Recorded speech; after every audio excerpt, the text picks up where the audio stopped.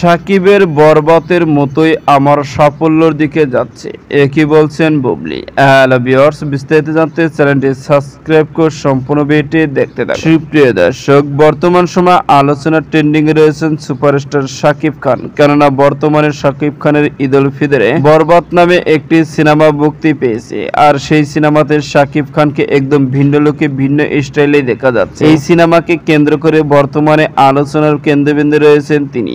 দেশ এবং দেশের বাইরে সিনেমাটি মুক্তি পেয়েছে। এই সিনেমাতে শাকিব খানের ক্যারিয়ারে এটাই হচ্ছে সেরা সিনেমা বলে মন্তব্য হাজারো মহল। তারই পরিপ্রেক্ষিতে সাম্প্রতিককাল এক সাক্ষাৎকারে উপস্থিত হয়েছিলেন শবনম ইয়াসমিন বুবলি। সেখানে শবনম বুবলিকে জিজ্ঞাসা করা হয়েছে শাকিব খানের বরবাদ সিনেমা সাফল্য করে দেশ এবং দেশের বাইরে বেশ জনপ্রিয়তা অর্জন করে দিল।